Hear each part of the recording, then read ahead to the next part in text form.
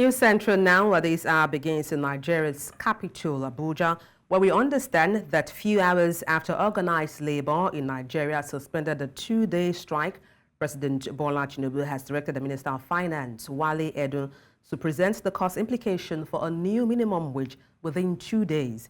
President Tinubu gave the order at a meeting with the government negotiation team led by the Secretary to the Government of the Federation, George Akume, at the presidential villa in Abuja, the nation's capital.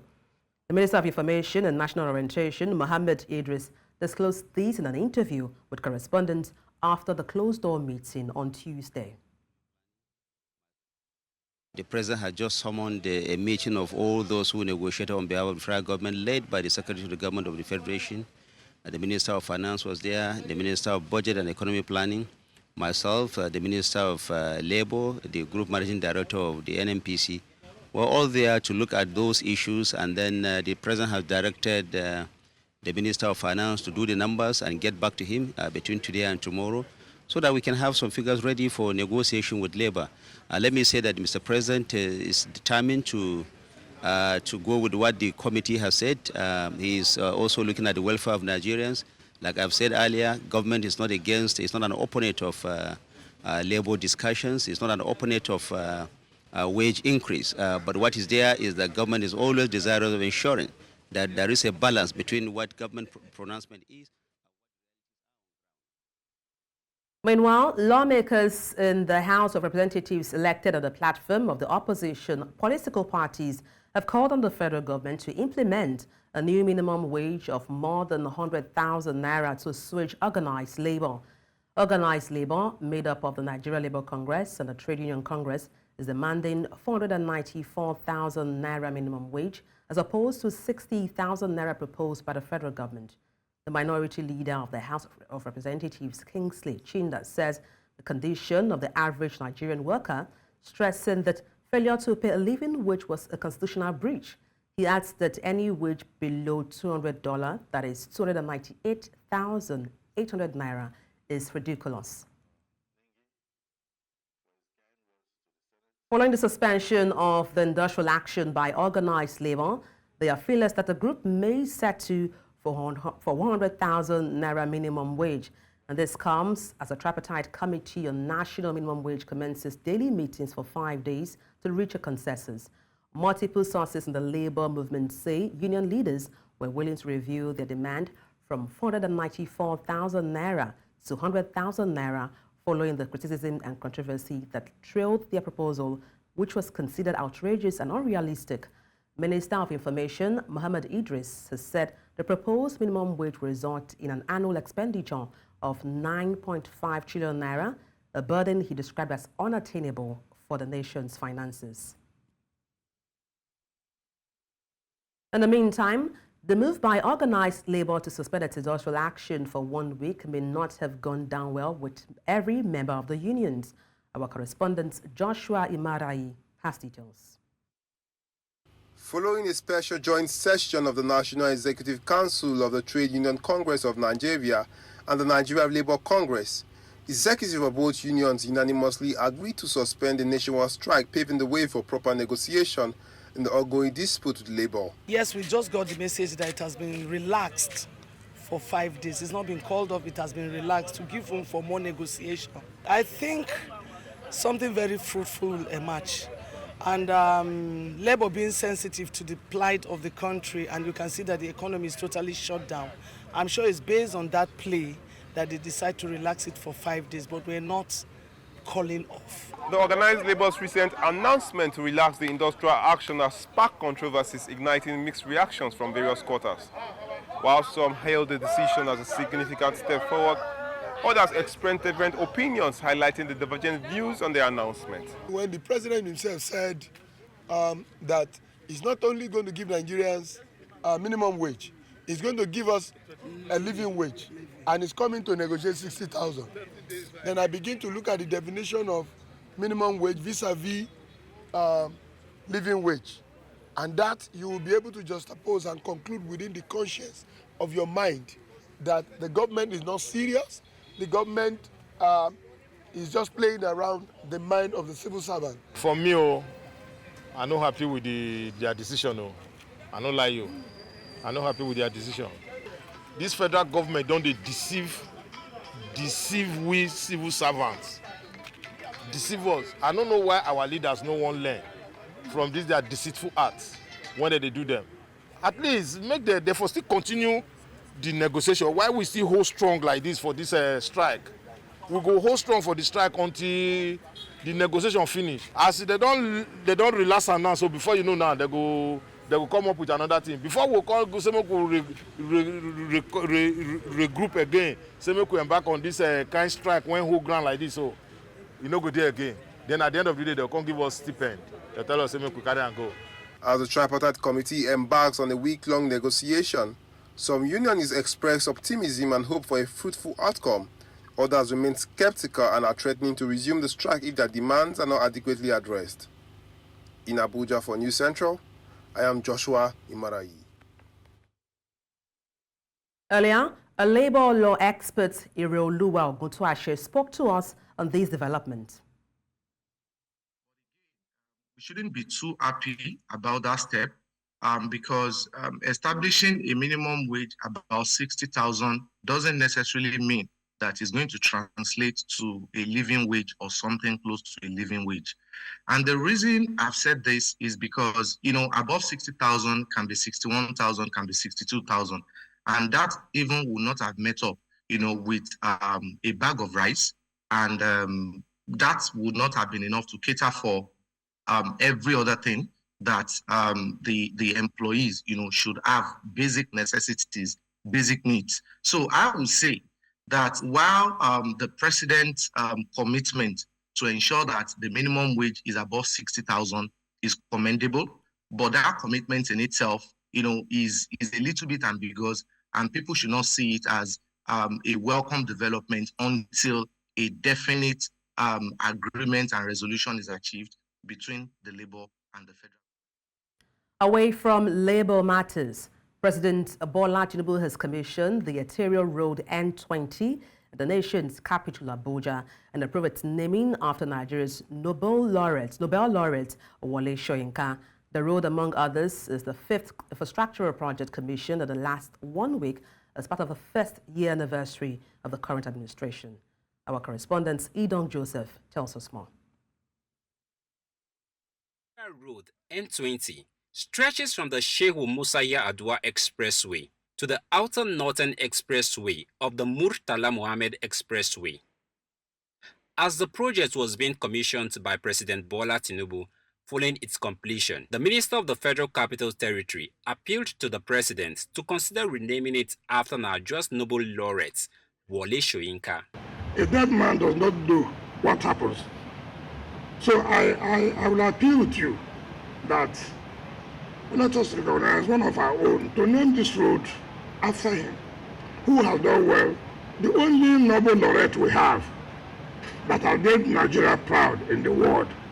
I recommend that this road should be named Wole Soyinka Way.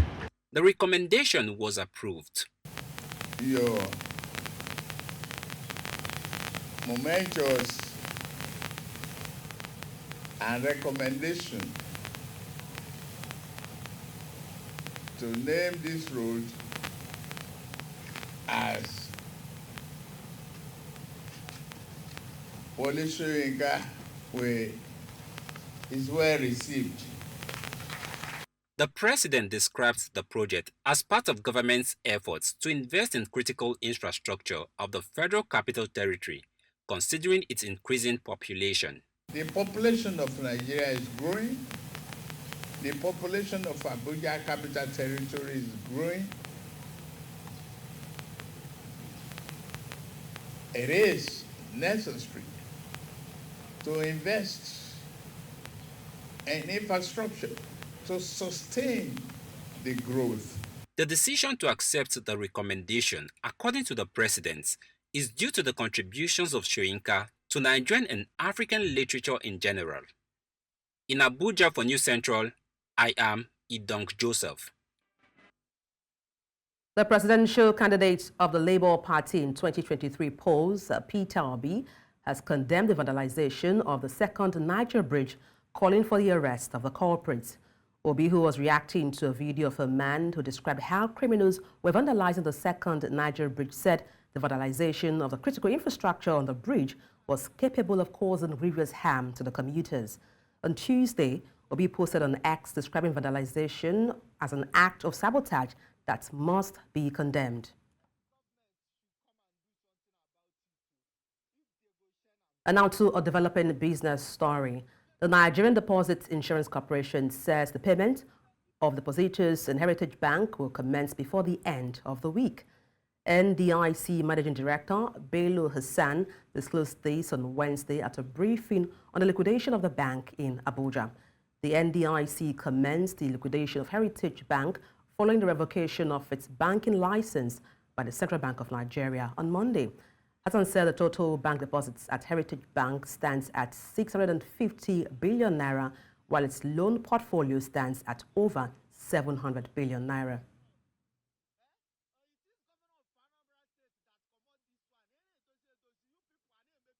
The Nigeria Customs Service Western Marine Command on Tuesday handed over 17 sacks of cannabis sativa containing 1,257 parcels worth 96 million naira intercepted along Bar Beach in Lagos State to the National Drug Law Enforcement Agency.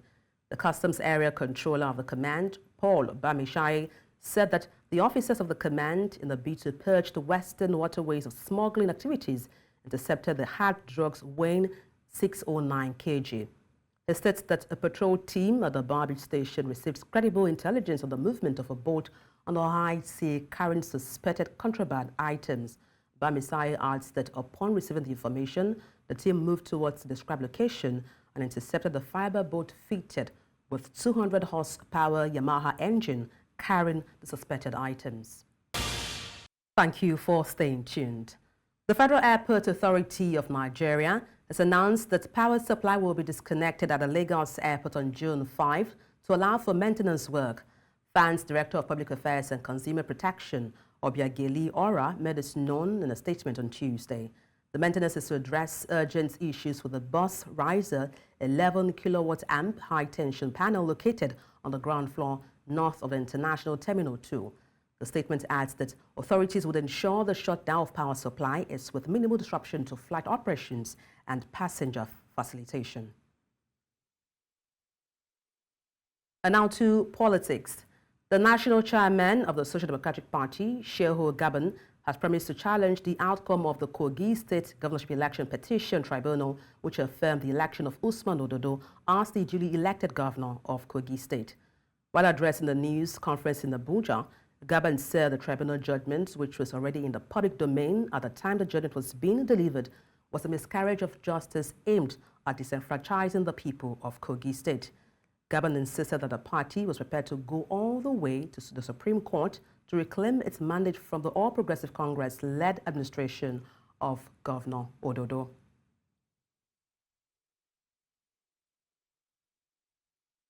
Palkatau in Goza local government area witnessed a significant moment of relief as the governor of Borno State facilitated the distribution of grains donated by the Nigerian federal government to 10,000 families.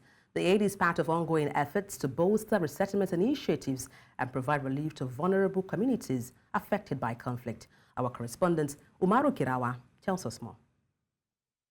A beautiful day to smile by families and victims of insurgency in Nigeria's northeast state of Borno, particularly Pulka town, a home to many widows. Bags of assorted emergency food items, including maize, millet and sorghum, being presented to them by the state government. On behalf of the government and people of Borno State, to President Bola Tinubu for this great initiative. This is not only the first support that we received from him. We have received similar support from the President of the Federal Republic of Nigeria in terms of food and non-food items. Even in terms of financial support, states do receive some financial support from the federal government, and I want to acknowledge this support. The government says it is mitigating the impact of food insecurity and ensuring the well-being of its citizens during challenging times. The rural dwellers were encouraged to embrace farming as a sustainable way forward. civilian jet duk zan ba su kan aiki lokacin noma da safe su fita su ga su sai a bakin gwanaki gaba da gwanaki su gan ko wani yana zuwa ko baya zuwa. We want to convey our appreciation to the federal government under the leadership of our amiable president, ever conscious president, the target president, and the only president that takes painful decisions for the development of the country, distinguished Senator Bola Tinubu.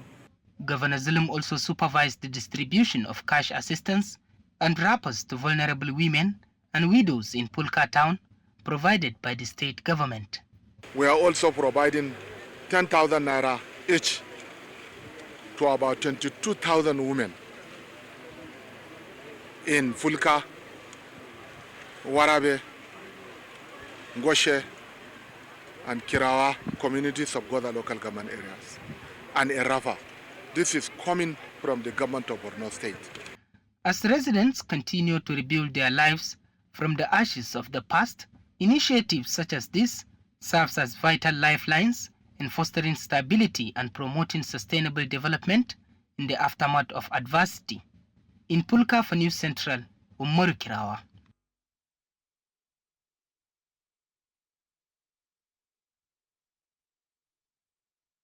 Nigeria's former president, Goodluck Jonathan, has called on the judiciary to be more objective, shun corruption and other matters capable of undermining better justice delivery system in the country. The former president made the call in Asaba, Delta State capital in Nigeria's south-south region at the official commissioning of a major project by the state governor to mark his 1 year in office. Our correspondent, Austin Azu, tells us more.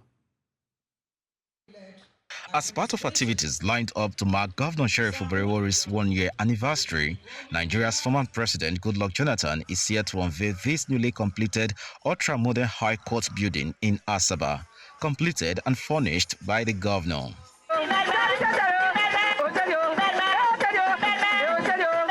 In his remarks, Goodluck, who recounted his mission to South Africa for the just concluded presidential election, wants Nigeria's judicial system to be firm and swift in dispensing justice, especially after election. The former president also recalled how slow pace of justice almost distracted his administration, but advocated a better working environment for the judiciary to enhance optimum performances. In some cases, when people take over power, they tend to abandon projects initiated by the previous government. And when you do that, you push the state backward because public funds were invested in those projects. And it's better, yes, you can audit the project. If there are some of personal interest to the previous administration, you can suspend them a little, but there are some that are very fundamental to the growth and development of the state. And we expect anybody who takes over government to continue.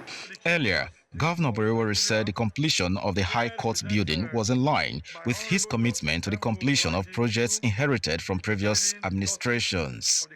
Oberewori said he was motivated to complete the projects because the judiciary was the only arm of government without a befitting structure for its operation. The implication going forward is that the cause of justice will now be better served for the greater good of all.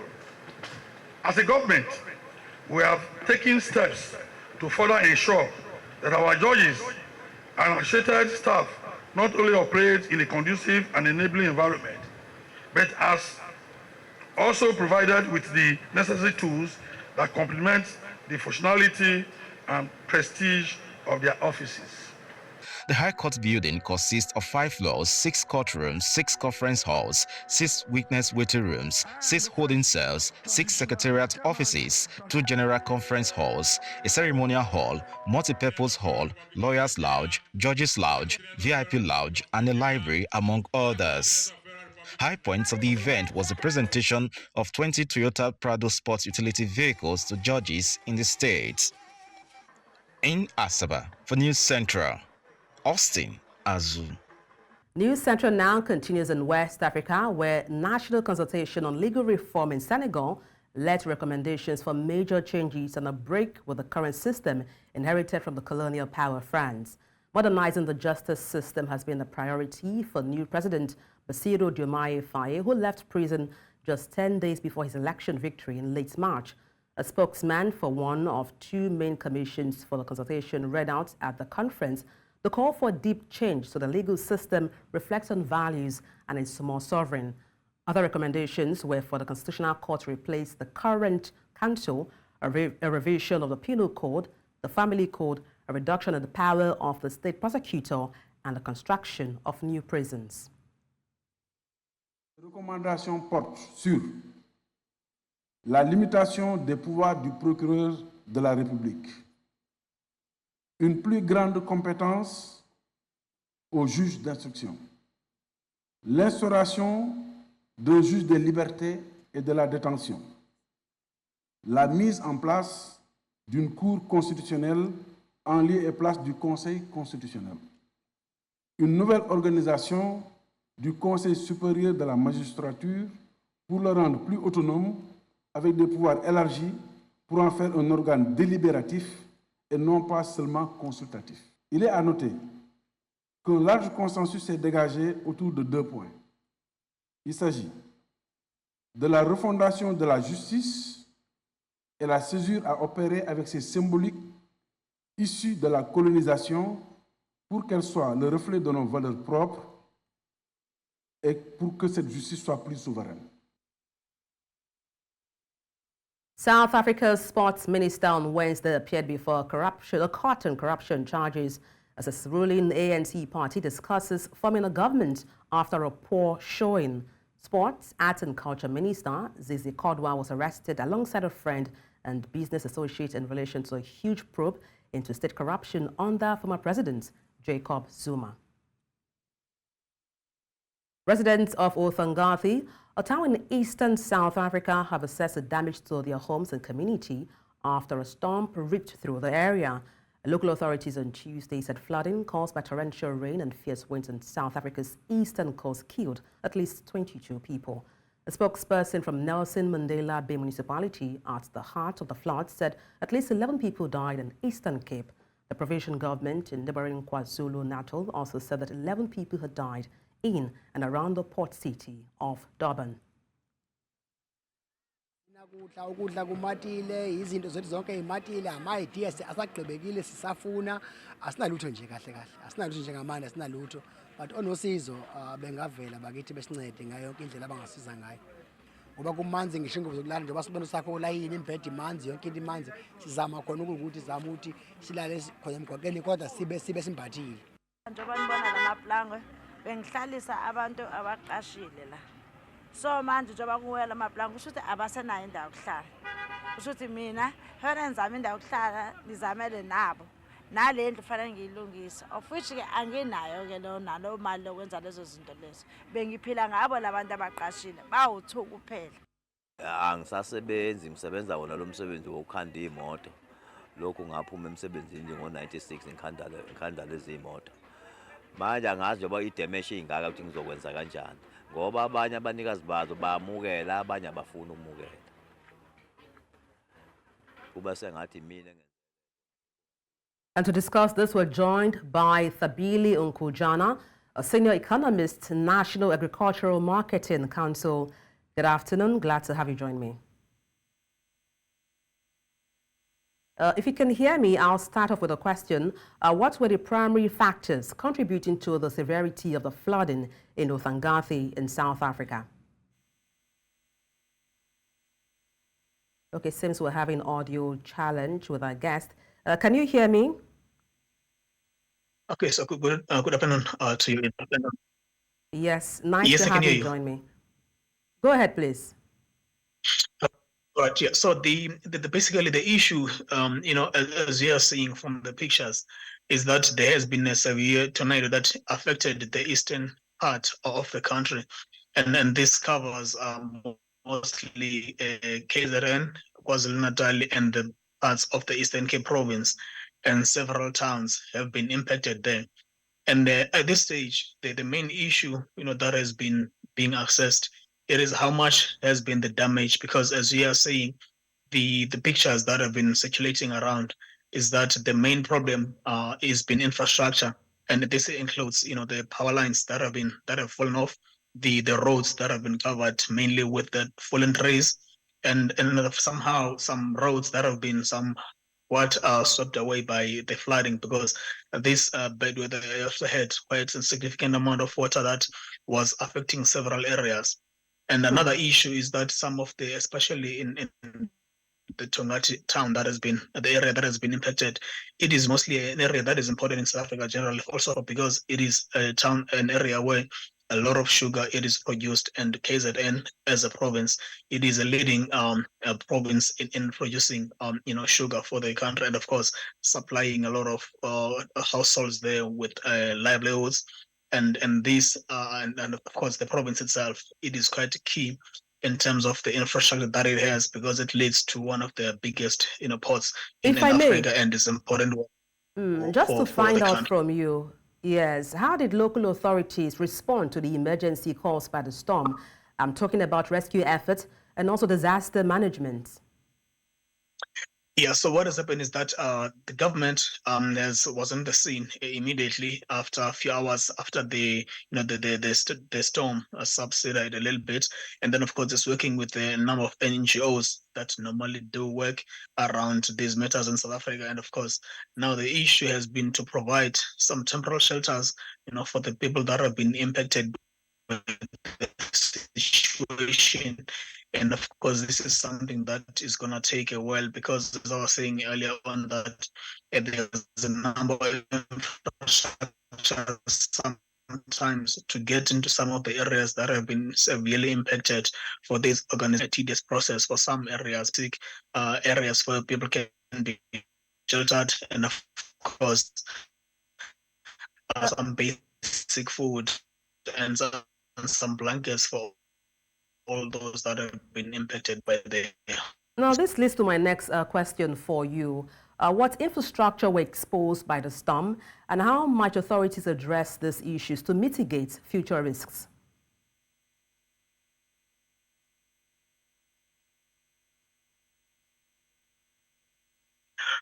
So for now, the main issues, at least public infrastructure that has been impacted, it has been, the roads, but those I think they can be easily kind of sorted out, because as I was saying earlier, that the main problem has been the fallen branches of trees and some power lines that have been cut off. I think something that is going to probably take a minute to solve, it is the issues of the buildings that have fallen for the schools, the healthcare clinics. Those ones are going to probably take some time.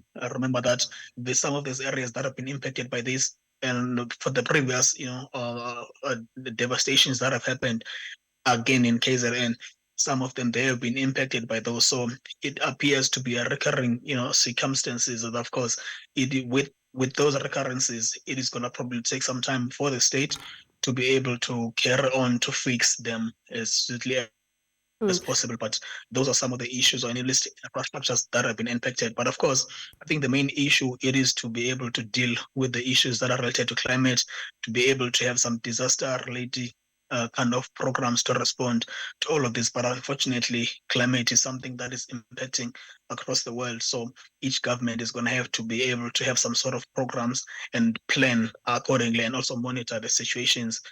Climate change, there's so much data that is provided, and some of these issues can be seen coming for some people to have some predictions and to prepare for them.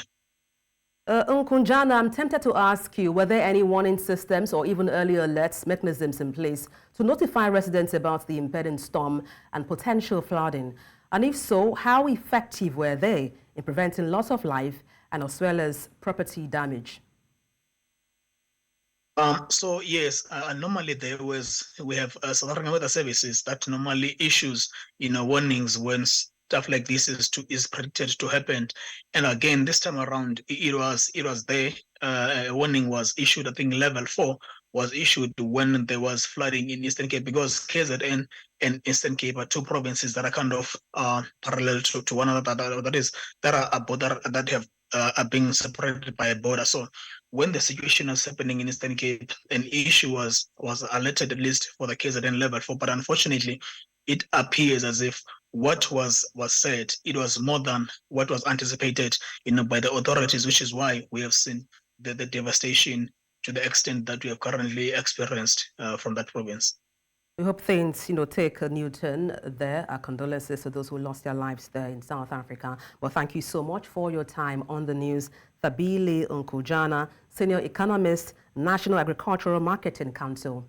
Thank you once again. Millions of children in Zimbabwe are facing hunger due to a worsening drought impacting farming communities across the country. The El Nino-related weather conditions have caused significant crop failures, leaving families struggling to put food on the table. UNICEF has launched a multi-million-dollar emergency appeal to address the rapidly growing needs of children affected by the drought. There's more in this report. Have a look. In drought-stricken Zimbabwe, hunger grieves the nation. Here on the outskirts of the capital, children receive a lifeline: a small portion of macaroni and soybean stew. For many of these children, this meal might be their only one today. A volunteer group prepares and distributes 2 meals a day to an average of 1,500 children across 5 kitchens.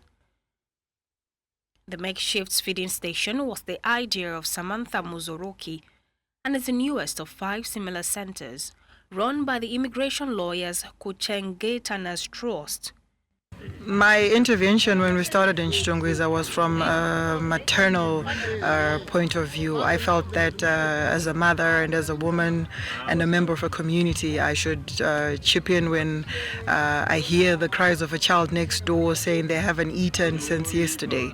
I had a moral obligation to satiate that need that had come up in my community, only to realize that it was bigger than I had expected. In Epworth, a semi-formal settlement east of the capital, families are skipping meals, while children are missing school as families struggle to find food. 36-year-old Letwin Mande is a mother of 4 whose fruit and vegetable store is struggling to find stock and customers. She travels far to get water in a nearby borehole, while her 4 children manage to feed only twice a day. No chikafu yakatutumira zvekutoti vana vacho vechikoro chaiwo vakatokwanisa kumonana kana maputi anokwanisa enda chikoro achatakura sekutakura kwaimboita gore rakapera mvura ichinaya zviri nani pakubika mazuva ano takubika kana kamwe chete pazuva masikati tozozviona manheru kuitira kuti chikafu chacho panenge pasina. The United Nations has appealed for over $400 million to help people affected by the drought. UNICEF also launched an urgent $84.9 million appeal to provide life-saving interventions. This is for children, children who are most vulnerable in these severity 3 and 4 districts, covering the areas that I've mentioned: health, nutrition, water, sanitation, hygiene, education, social protection, and also the women, as I mentioned a moment ago. And it is up to $84.9 million. At least 7.6 million Zimbabweans, nearly half the population, need aid. President Emmerson Mnangagwa declared a state of disaster, estimating a need of $2 billion to address this crisis. The United States will temporarily close its Mexico border to asylum seekers from Wednesday as President Joe Biden tries to neutralize his political weakness on migration ahead of November's election battle with Donald Trump. Biden signed a long-awaited executive order taking effect at midnight to gain control of the southern frontier with Mexico after a record number of illegal border crossings sparked concerns among voters. The 81-year-old Democrat executive order bars migrants who enter U.S. illegally from claiming asylum when numbers surge past 2,500 in a day, a threshold that has already been passed. It also makes it easier to deport people back to Mexico. U.S. President Joe Biden began a state visit to France on Wednesday to commemorate the 80th anniversary of World War II D-Day landings, with a new law looming over Europe as Ukraine confronts a Russian invasion. On Thursday, Biden will join his French counterpart Emmanuel Macron, British King Charles III and Canadian Prime Minister Justin Trudeau to commemorate the heroism of Allied troops who died on June 6, 1944 landings to liberate Europe from Nazi occupation. Biden is also expected to portray the United States as a defender of democracy and international alliance during his third visit, which will last until Sunday, contrasting himself with election challenger Donald Trump. Israel's military said it has established the deaths of 4 more persons abducted by Hamas on October the 7th. According to the report, the 4 were slain simultaneously during an Israeli raid in the southern Gazan town of Han Yunis. It adds that the militants were still holding their borders. The men were named as British-Israeli 51-year-old Nadaz Popwell, 79-year-old Cham Perry, 80-year-old Yoram Metzeh, and 85-year-old Amiram Kopa. Israel Defense Forces spokesman Daniel Hagari said intelligence gathered in recent weeks had led to the assessment.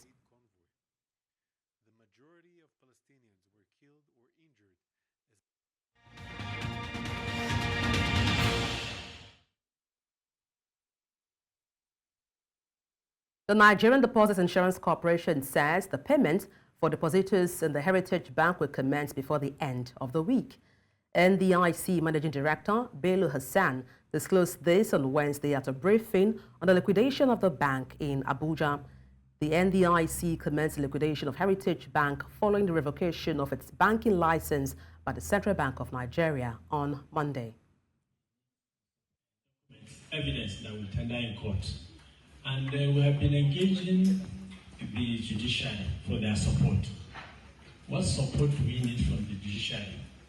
When cases relating to debt recovery or liquidation generally are brought before them, what we need, the support we need from them is expedited hearing.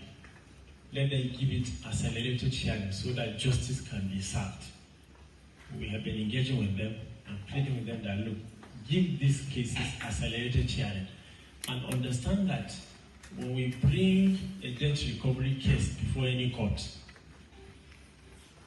what we are trying to say is this person has borrowed from the bank and we establish our case and we want it to be given accelerated hearing so that justice is served. When money is recovered, it's not coming to NDIC, we are only collecting to pay depositors. It's not our money, it's depositors' money. So if cases are delayed, it is depositors that suffer, and they quite appreciate that. And we believe that when such cases are brought before them, they will give them accelerated hearing as we. The International Monetary Fund, IMF, said that Zambia's government had asked for its $1.3 billion loan program to be increased to $1.7 billion to help it respond to a severe drought. The IMF also said in a statement that it had reached a staff-level agreement on the third review of the Southern African country's extended credit facility. Once the latest review is approved by IMF's executive board at a meeting to be by the end of June, Zambia will have access to roughly $573 million, the fourth disbursement under the facility. Zambia's finance ministry said last week that more than 90% of holders of its $3 billion in outstanding international bonds had accepted a restructuring proposal.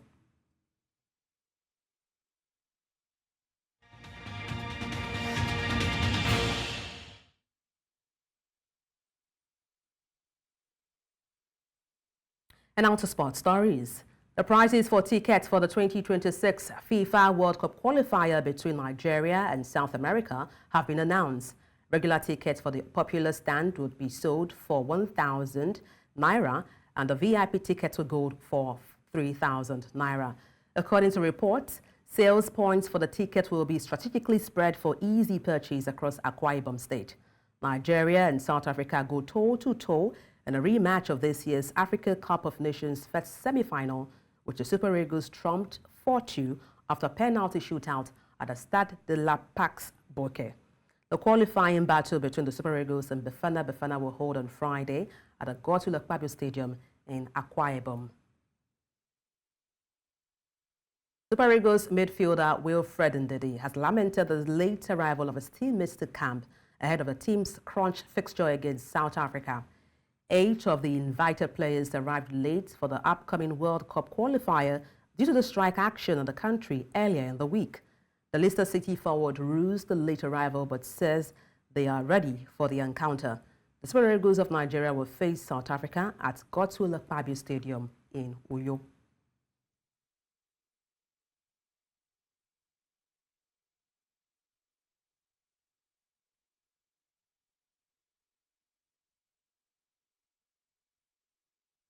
Manchester City are due to face the Premier League in a legal battle over the organization's commercial rules next week.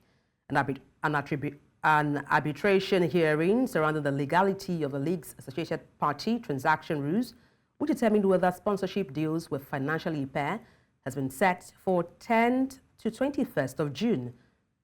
It was reported in February that the Premier League was being threatened with legal action over changes to its rules. It has been disclosed to the remaining Premier League clubs that City are the club in question, with the league offering the remaining 19 members the opportunity to make witness statements as part of the case.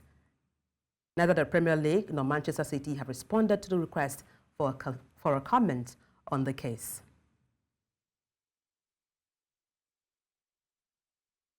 Sergio Perez has signed a new 2-year contract to stay at Red Bull in Formula One until the end of 2026. The world champion decided to stick with the Mexican who joined the team in 2021 rather than switch him from Carlos Sainz, who is available following Lewis Hamilton's decision to move Ferrari in 2025. The Dutchman, who produced the most dominant season in F1 history in 2023, has won only once in the past 3 races, as Red Bull have faced a renewed challenge from McLaren and Ferrari. And that's all on the news. But before we go, let's take a look again at some of the major stories. President Tinubu directs Finance Minister to present a model for new minimum wage in 2 days. Social Democratic Party to challenge Tinubu's tribunal's judgment of Femi Kogi Governor Ododo. South Africa's Sports Minister charged in graft probe. Send your eyewitness report to the WhatsApp number on the screen and follow us on social media. We are at News Central TV. You can watch us live on DSTV, channel 422, Star Times, channel 274, Avo TV, and YouTube. Many thanks for watching. I am Adebola Adeduba.